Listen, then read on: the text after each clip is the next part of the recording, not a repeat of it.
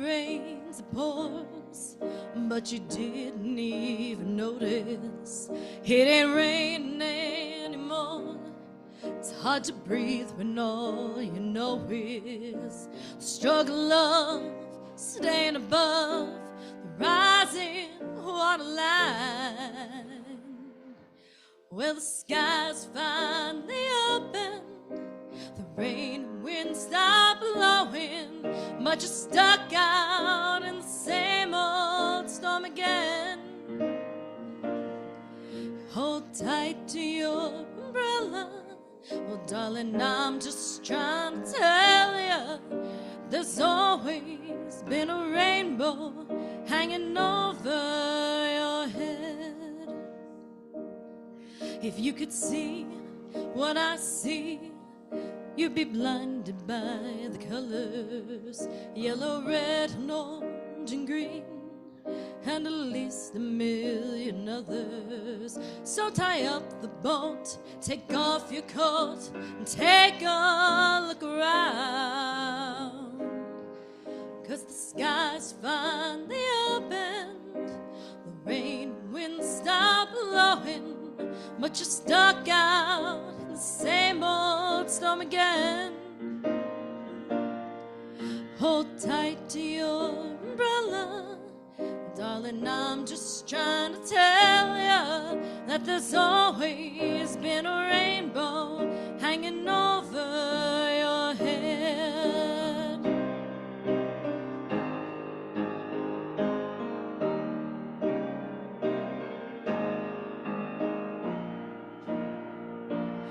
Oh, tie up the boat, take off your coat, and take a look around. Everything is alright now, 'cause the sky's finally open, the rain, wind stop blowing, but you're stuck out in that same old storm again. Let go of your umbrella, darling, I'm just trying to tell you that there's always been a rainbow hanging over your head. Yes, there's always been a rainbow hanging over your head. Oh, it'll all be alright.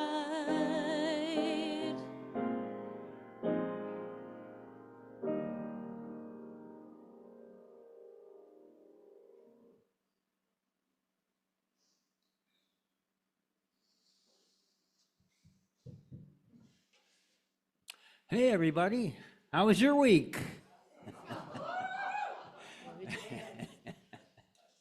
I'm Jeff Chard.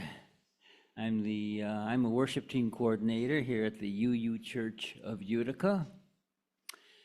And most of us who are here today do not count ourselves among the 80 million. We welcome you all here this morning. We are Unitarian Universalists. We are all present this morning. We are not in bed hiding under the covers at home. We came out. We came here. The next 4 weeks, the next 4 years will be challenging for most of us. Even here in our New York State blue bubble, we won't be able to escape the next 4 years. What can we do? We can be present. We will be present.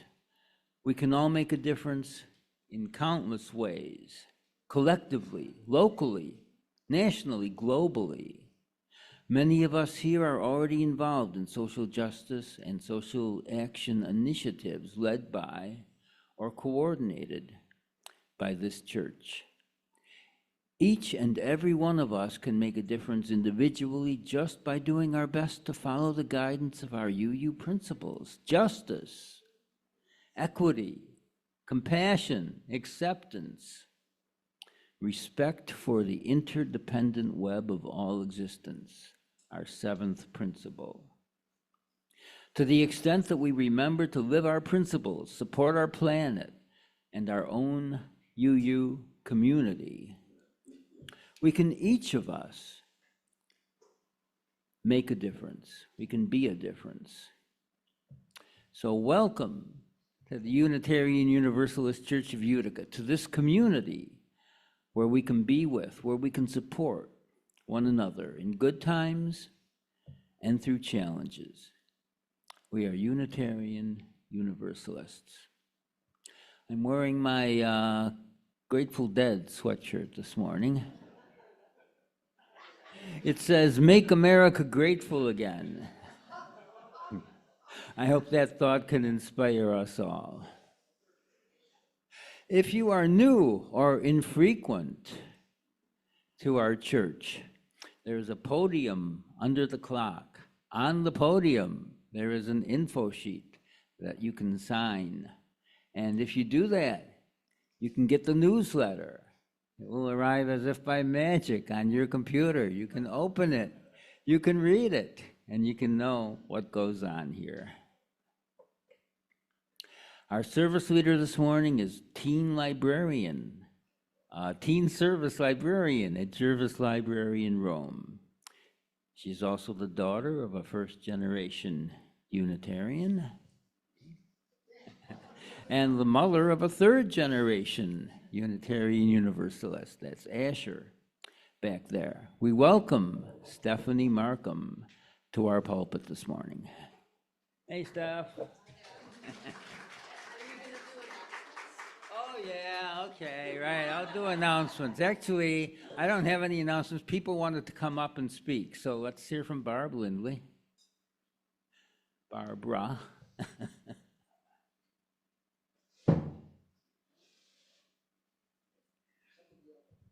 Riffing off the Grateful Dead and what can we do that are small things that we can do to help the community.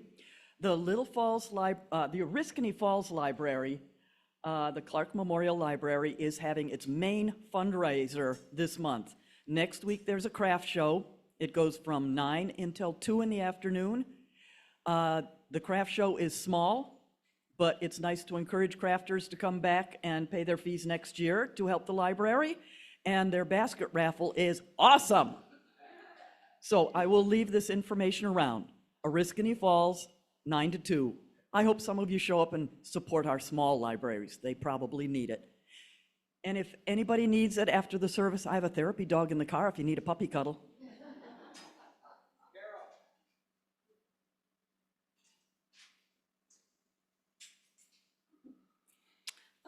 Many of you know our Reverend Karen is recovering from heart surgery and hopes to be back with us in December.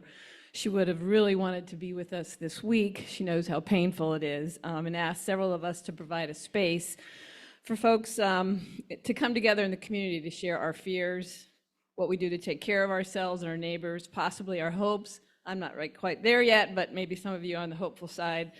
But John and Jerry gathered here with 17 people Wednesday night. Thank you very much for doing that. And Miranda and I will be gathering people in the back after service today for about 45 minutes. If this speaks to you, please get your coffee, come back and join us for a little 45 minutes tops, community sharing. We can help each other get through, and by doing so, help those more vulnerable to what lies ahead.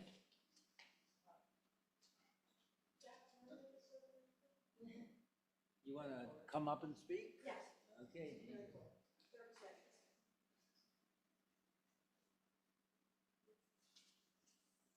Hi, everybody. My name is Jean Perry. There's a white container in the back of the church. It was in the newsletter, and thank you for people that already donated. I'm collecting mittens, hats, mittens, and gloves for children, and that can be children up to 12 years old. They're going to be distributed at the historic St. John's downtown Christmas giveaway. Last year, they didn't have enough gloves and mittens, and Sister Paul has asked the group that I'm in to help collect, so I thought, why not ask people in this church something you can do for children? Thank you. Okay, Steph, let's do this.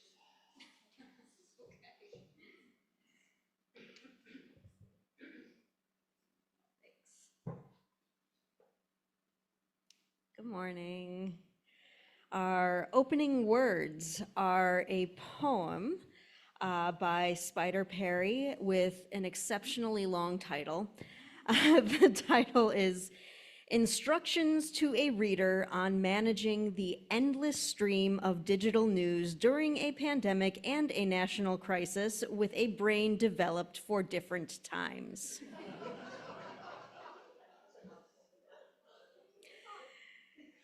Be present in your human body. Stop.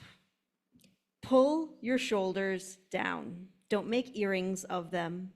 Extend your fingers. Curl your arms above your head like a ballerina or a Renaissance statue, delicate as breath or an oboe's keen song, but solid as marble.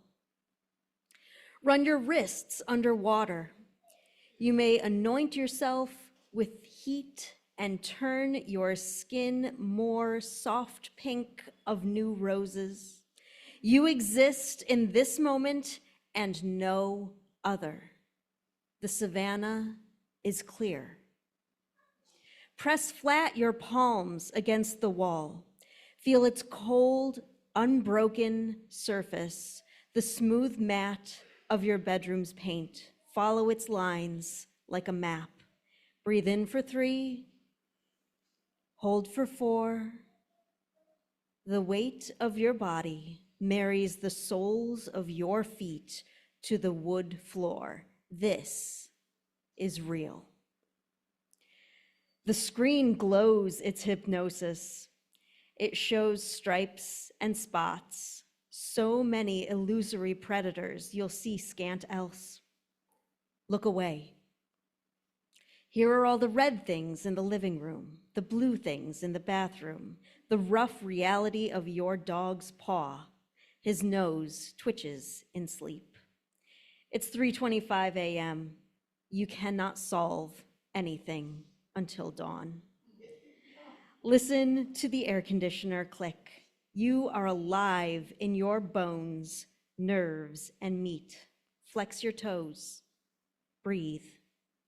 There are no tigers here.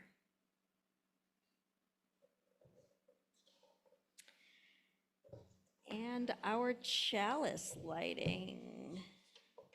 Dad, do you want to light the chalice? Thanks. Our chalice lighting in this time of uncertainty by Amy Williams Clark. We gather in this time of uncertainty, full of unknowns as angst closes in upon us. We light this chalice with a flame that draws us together. With this flame, we cut through the dankness of isolation and are warmed by the fires of our interconnection. For this moment, this radical moment, we find a certainty within the knowable bonds of love and community. Our opening hymn is number 83 in your gray hymnal, Winds Be Still.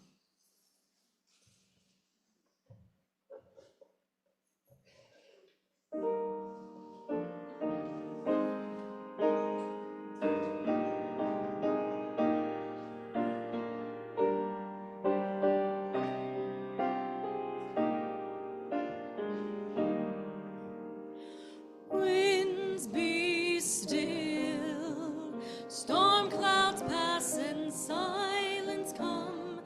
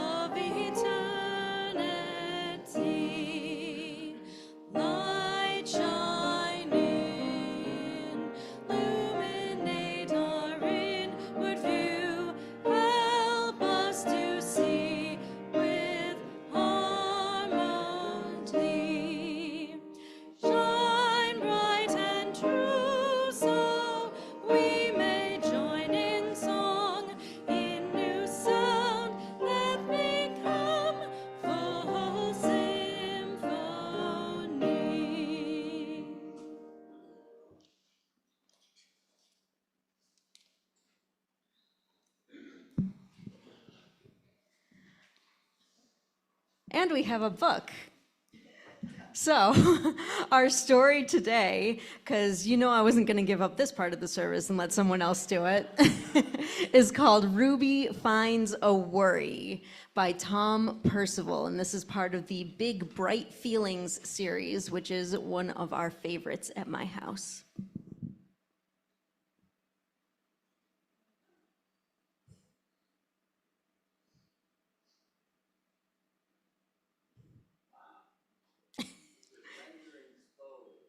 Sorry. It's rendering slowly. The pages will be a surprise. Here we go. Ruby loved being Ruby. She loved to swing up high, and she loved to explore wild, faraway places. Sometimes she even went all the way to the very bottom of the garden. Ruby was perfectly happy until one day she discovered a worry. It wasn't a very big worry. In fact, it was so small that at first Ruby hardly noticed it. But then the worry started to grow. Each day, it got a little bigger. It just wouldn't leave her alone. It was there at breakfast, staring at her over the cereal box, and it was still there at night when she brushed her teeth. The funny thing was that no one else could see Ruby's worry, not even her teacher. So Ruby pretended that she couldn't see it either. She tried to carry on as if everything was normal, but it just wasn't. The worry was always there, stopping her from doing the things she loved. Ruby wondered if the worry would ever go away. What if it didn't? What if it stayed with her forever? Ruby didn't realize it, but she was doing the worst thing you can ever do with a worry. She was worrying about it. Now, the worry was enormous. It could barely fit in the kitchen at dinner time. It filled up half the school bus. And it took up whole rows at the movie theater. The worry became the only thing that Ruby could think about, and it seemed like she would never feel happy again. Then one day, something unexpected happened. Ruby noticed a boy sitting alone at the park. He looked how she felt, sad. And then she noticed something else, something hovering next to him. Could it be a worry? It was. Ruby realized that she wasn't the only person with a worry after all. Other people had them too. She asked the boy what was on his mind, and as he told her, the strangest thing happened. His worry began to shrink. Then Ruby did the best thing you can ever do if you have a worry. She talked about it.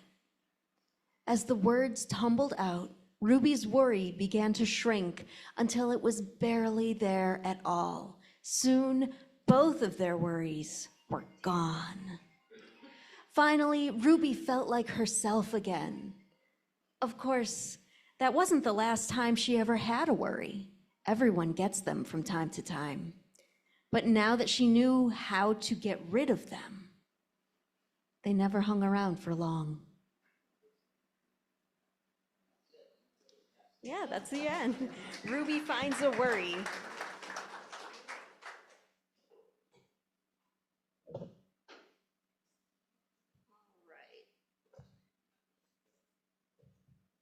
You just keep seeing me this morning. Hi. Again, my name is Stephanie Markham, and I have been a member of this congregation for my whole life. You are my people, and this place is my home. So I'm going to be vulnerable with you today. I'm scared. I spent a lot of this week feeling despondent and angry and hurt and afraid for myself and for my friends and for my child and our children. But I'm also a firm believer in the wisdom of picture books. And while I'm not so naive to think that talking about our worries makes them completely or even mostly disappear, I know that it helps. Which brings me to self-care for the ongoing apocalypse. Self-care is probably a term that you've heard before. The National Institute of Mental Health cites this definition. Self-care means taking the time to do things that help you live well and improve both your physical health and mental health. Their article goes on to list some of the most basic ways to practice self-care: exercise, eat healthy, get enough sleep, meditate, focus on positivity. The ongoing apocalypse, on the other hand, is so complex with so many factors, it's hard to know where to begin.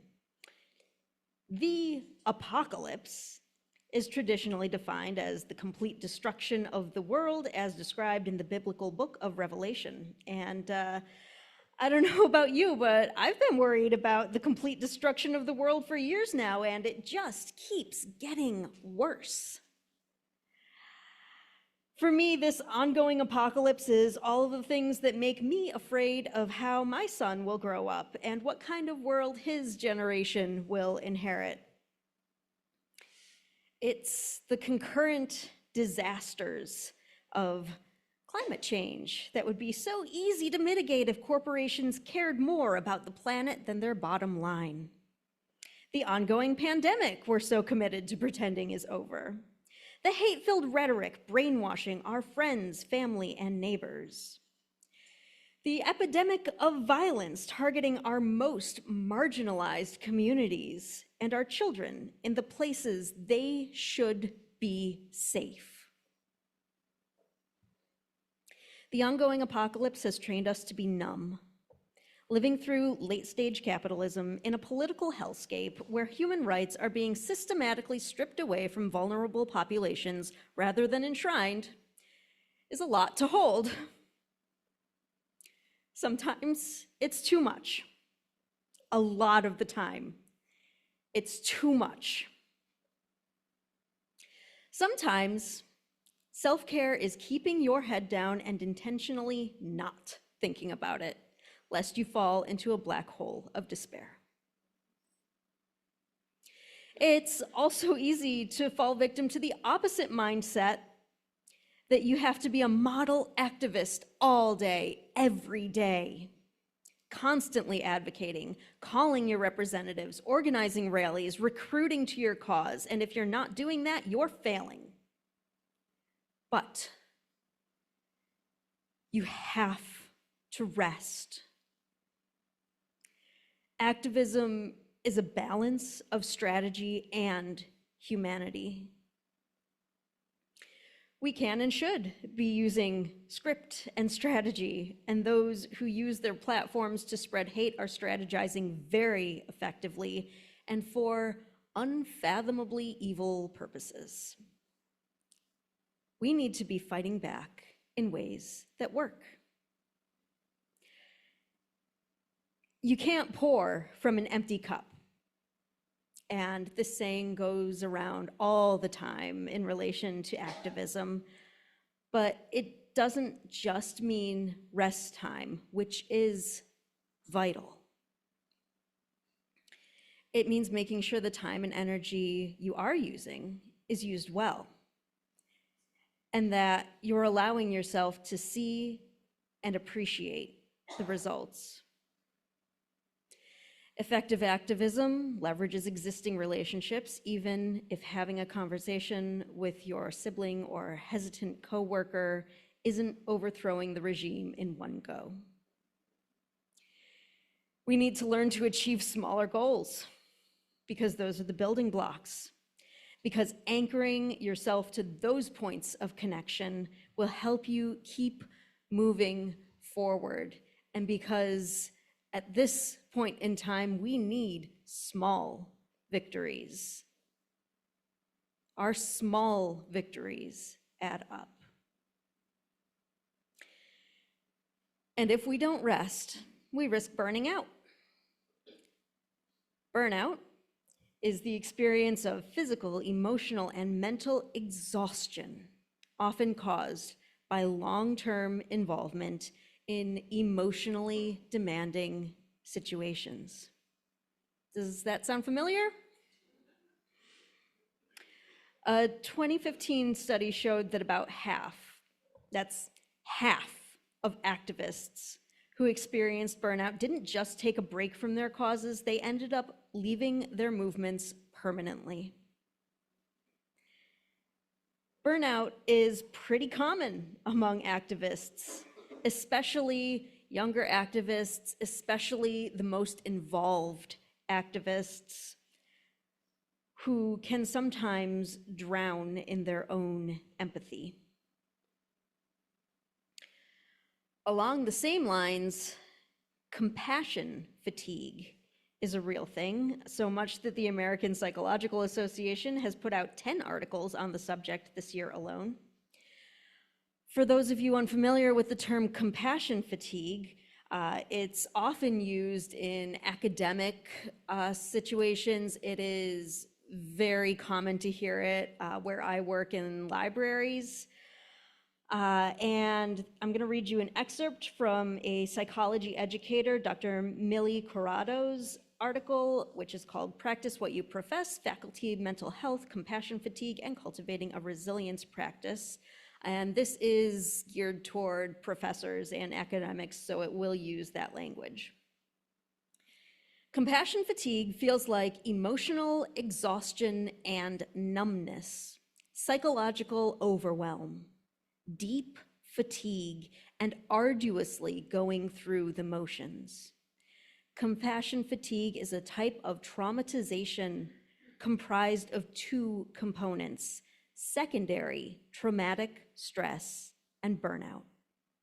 Secondary traumatic stress occurs when we are supporting students whose life challenges are traumatic and shocking, and we are psychologically overwhelmed endeavoring to assist them.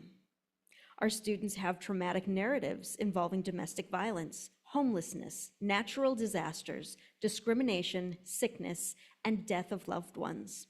As we support student success, we bear witness to their suffering. The burnout component of compassion fatigue is an occupational hazard too. Unlike secondary traumatic stress, burnout tends to build gradually and insidiously. With burnout, we may feel the same emotional and physical exhaustion, and we feel less accomplished even as we attain career milestones and achievements. Burnout includes depersonalization, whereby we feel robotic and detached from our job duties. With burnout, we perceive that our work demands outweigh our inner resources. This level of burnout can lead to a felt sense of hopelessness about our careers, with some teachers existentially questioning whether they should leave the profession altogether. Research demonstrated that compassion fatigue, if left untreated, is a key risk factor for quitting the profession and leaving behind a once passionate vocation. Paradoxically, the more we care about our students and our jobs, the more susceptible we are to compassion fatigue. And extrapolating from Dr. Cordaro's writing, I feel confident in saying compassion fatigue is not only an occupational hazard. Indeed, caring about something so much that the thought of it failing overwhelms you to the point of despair is not healthy and sadly not uncommon. We feel it. Many of us are activists, and many of us struggle with compassion fatigue. I know I do. That said, keeping yourself alive and okay enough to barely get by can be self-care.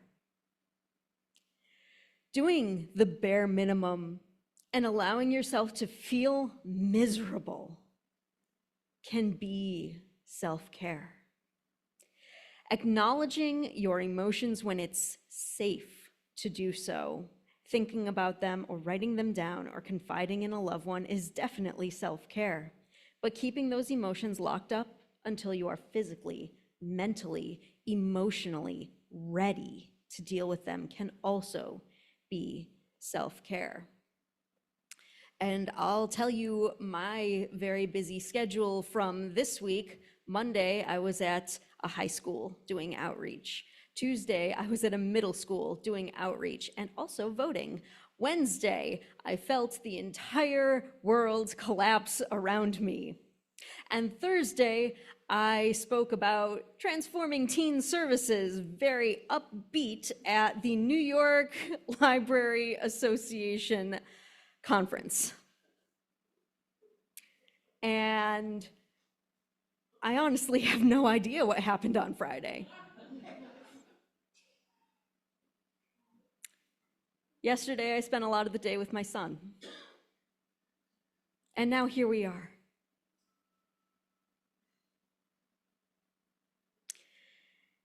If I had processed my feelings on Wednesday,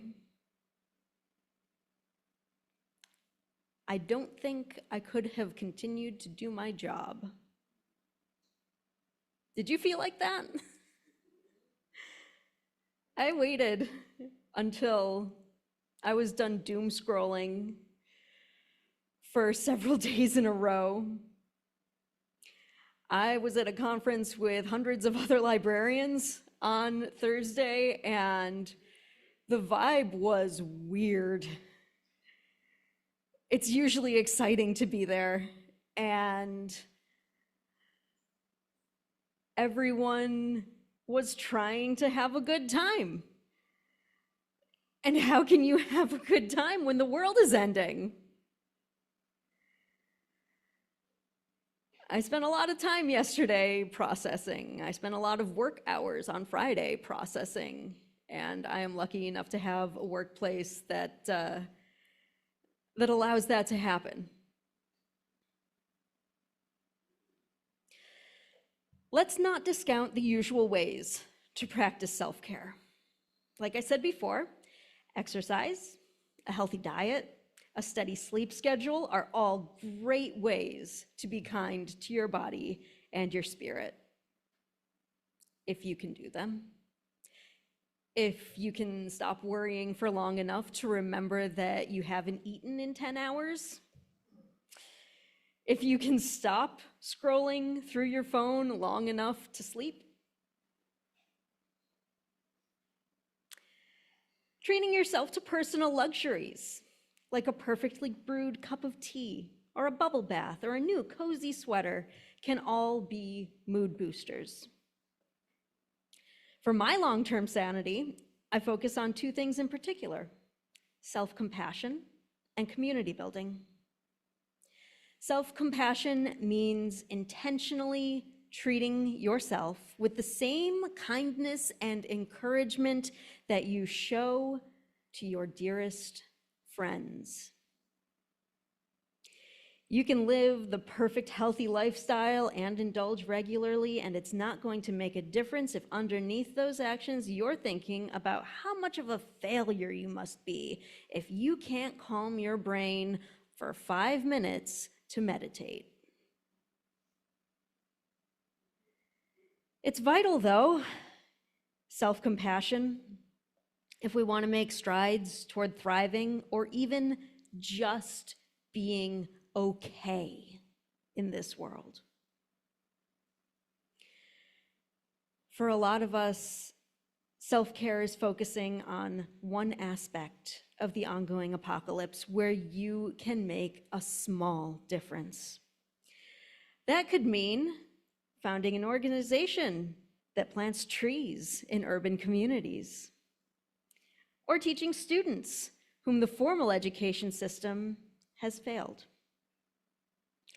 Maybe it's sitting and sharing in the uncertainty of a loved one whose fate is held by a for-profit healthcare corporation. It's like in Lauren Isley's often adapted and unattributed story, The Star Thrower, in which our narrator sees a person throwing starfish into the ocean at low tide while walking on the beach. "You can never save them all," says our narrator, to which the star thrower replies with some variation of, "But I can save this one."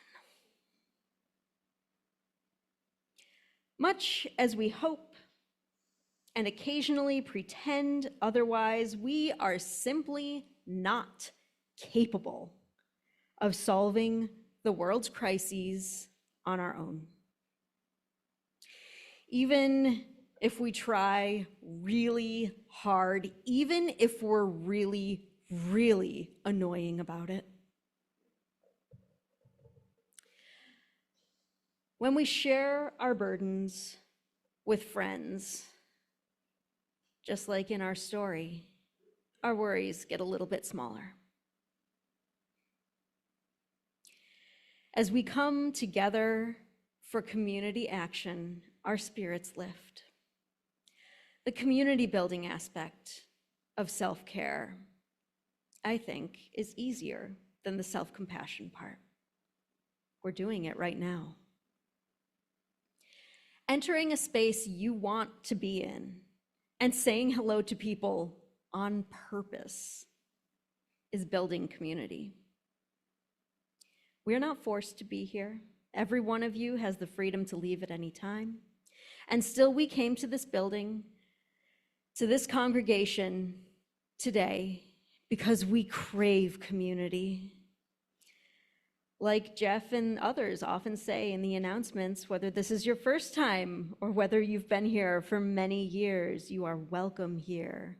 Whoever you are and whomever you love, you are welcome here. Having a place that explicitly welcomes us regardless of religious background, gender, sexual identity, race, ethnicity, age, or personal history is radical. We as a community help each other, and as the old adage goes, a joy shared is twice the joy, and a sorrow shared is half the burden. When we share our joys and sorrows every week, we are building community. When our minister, who is on sick leave, emails several of us to say, please, we need to hold space. Can you help? And we help. That's building community.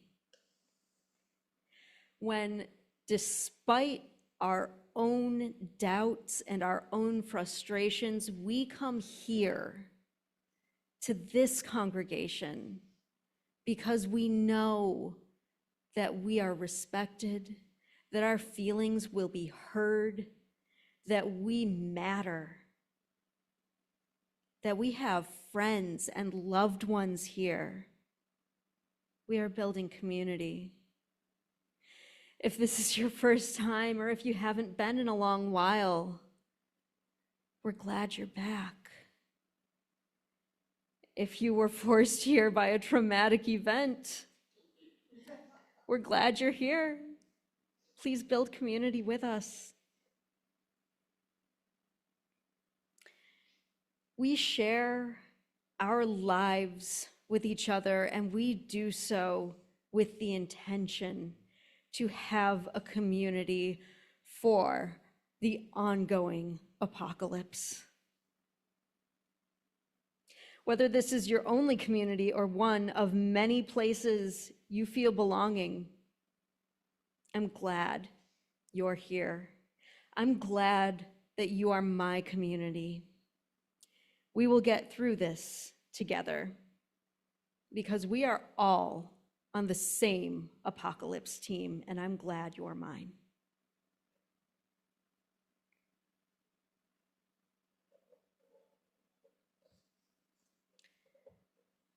Our next hymn is number 131, also in your gray hymnal, Love Will Guide Us.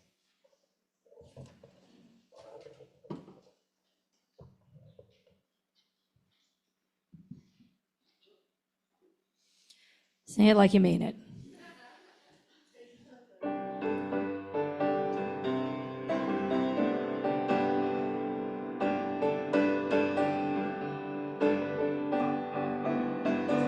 Love will guide us, peace has tried us, hope inside us will lead the way on the road from greed to giving.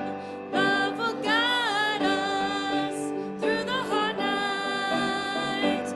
If you cannot sing like angels, if you cannot speak before thousands, you can give from deep within you. You can change the world with your love. Love will guide us, peace has tried us, hope inside us will lead the way on the road from greed to giving. Love will guide us through the hard night.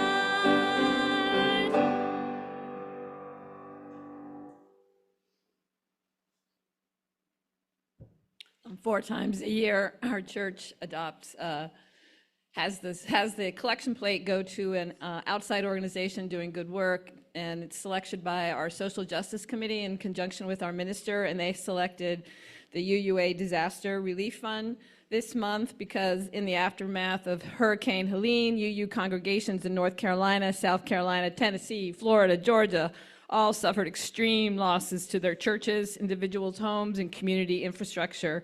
Unfortunately, Hurricane Milton made landfall only a week after that.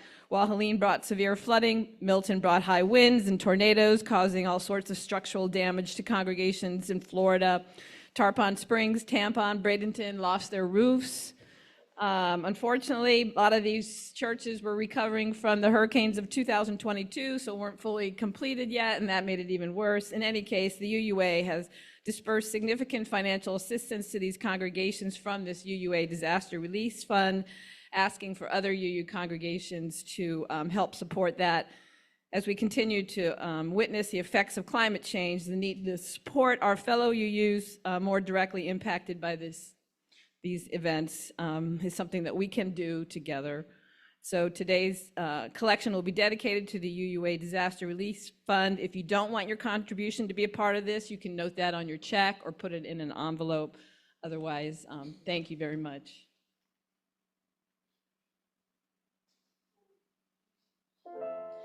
Take a moment to think, adjust, flexibility, love, and trust. Take a moment to think, adjust, flexibility, love, and trust. Here comes a thought that might alarm you. What someone said and how it harmed you. Something you did failed to be charming. Things that you said are suddenly swarming, and oh, you're losing sight, you're losing touch. All these little things seem to matter so much that they confuse you, that I might lose you. Take a moment, remind yourself to take a moment to find yourself. Take a moment to ask yourself if this is how we fall apart. But it's not, but it's not, but it's not, but it's not. It's okay, it's okay, it's okay, it's okay, it's okay. You've got nothing, got nothing, got nothing, got nothing to fear. I'm here, I'm here, I'm here. Here comes a thought that might alarm me. What someone said and how it harmed me. something I did that failed to be charming. Things that I said are suddenly swarming, and oh, you're losing sight, you're losing touch. All these little things seem to matter so much that they confuse you, that I might lose you. Take a moment, remind yourself. Take a moment and find yourself. Take a moment and ask yourself if this is how we fall apart. But it's not, but it's not, but it's not, but it's not, but it's not. It's okay, it's okay, it's okay, it's okay, it's okay. I've got nothing, got nothing, got nothing, got nothing to fear. I'm here, I'm here, I'm here. And it was just a thought, just a thought, just a thought, just a thought. It's okay, it's okay, it's okay, it's okay, it's okay. We can watch, we can watch, we can watch, we can watch them go by. From here, from here, from here. Take a moment to think of just flexibility, love, and trust. Take a moment to think just flexibility, love, and trust.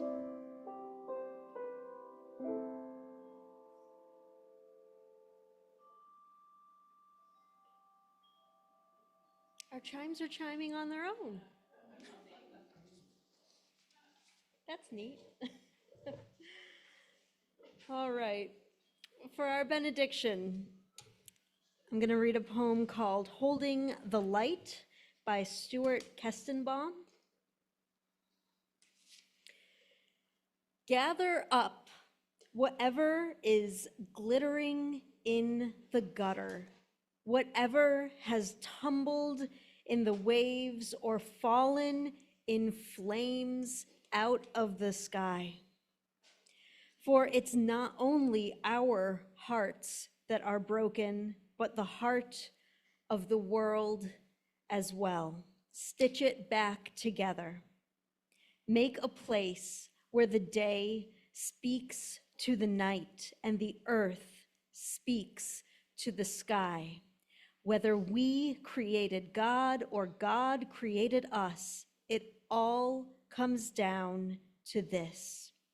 In our imperfect world, we are meant to repair and stitch together what beauty there is. Stitch it with compassion and wire. See how everything we have made gathers the light inside itself and overflows a blessing.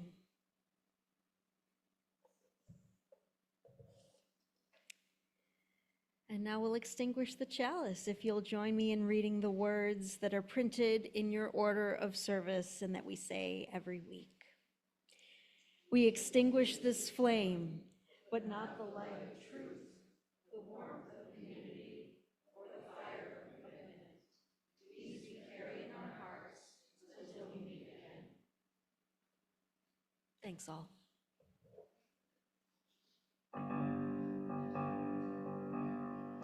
That's great, it starts with an earthquake, birds, snakes, and aeroplanes. Lenny Bruce is not afraid. Eye of a hurricane, listen to yourself, churn, world serve its own needs, dummy serve your own needs, beat it off, and ox speak, grunt, no strength. The ladder starts to clatter with fear, fight, down, height, wire in a fire, represent 7 games in a government for hire and a combat site. Left to west and coming in a hurry with the furies breathing down your neck. Team by team, reporters baffled, tell the tether dropped in. Look at that low playing fine then. Overflow, population, common group, but it'll do. Save yourself, serve yourself, world serves its own needs. Listen to your heart bleed, dummy with the rapture and the reverend and the right. Vitriotic, patriotic, slam, bright light, feeling pretty psyched. It's the end of the world as we know it. It's the end of the world as we know it. It's the end of the world as we know it. And I feel fine. 6 o'clock. o'clock TV hour, dunk, cock, foreign tower, slash and burn, return, listen to yourself, churn, locking in, uniforming, book, burning, blood, lighting, every motive, escalate, automotive, incinerate, light a candle, light a votive, step down, watch your heel, crushed, uh-oh, this means no fear, cavalier, renegade, steer clear, a tournament of lies, offer me solutions, offer me alternatives, and I decline. It's the end of the world as we know it. It's the end of the world as we know it. It's the end of the world as we know it. And I feel fine. The other night I dreamt of lives, continental drift divide, mountains sit in a line. Leonard Bernstein, Leonid Brezhnev, Lenny Bruce and Lester Beck, birthday party, cheesecake, yellow beans, boom, centriotic, patriotic, slam book, neck, right? Right. It's the end.